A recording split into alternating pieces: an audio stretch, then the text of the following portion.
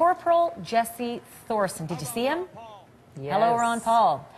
Oh, this all looked like it was in good fun, didn't it? But he could be in some serious trouble for taking to the mic at Ron Paul's post-caucus rally in Iowa. The Army says it's now investigating whether this corporal violated military policy by speaking at the rally. According to the Department of Defense, and I will quote, service members cannot attend political rallies while in uniform, and they can't speak before a political gathering to promote a candidate. So what's going to happen to Corporal Thorson now? We got a couple thousand, we got a lot of soldiers coming back from Iraq, veterans, and as we move on with our country, growth and healing, you better believe they're going to have some opinions. So when you think about this, first of all, for all of your viewers, whether they understand the military codes or not, you have to realize that these soldiers, these veterans, fought to protect the Constitution. And when they come back home, they're civilians or in the military, the Constitution still protects them. I can wear this uniform because I'm a civilian. I am proud of my service, my entire service.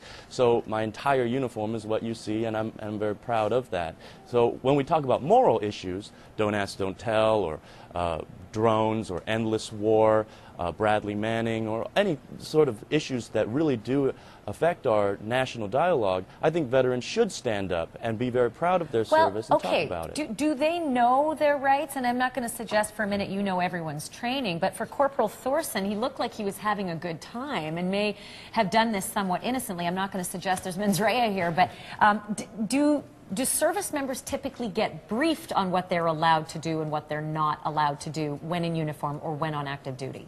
Yes, they do, and that's the major distinction. When you do something like this and you believe that it's a moral cause that you're speaking for, then you should be ready for the consequences. I spoke up and I said that I'm gay. I said the truth. I learned that in the code that I will never compromise my integrity or and my you're talking about the character. Uniform Code of Military Justice, right? We're talking about the same thing that applies to him or not? Certainly. There's regulations, you put them up there, and they do apply to him. But when you talk about when we do anything, when we serve in the military, when we raise our right hand to serve, we are prepared for all the consequences. We're responsible for all of our actions.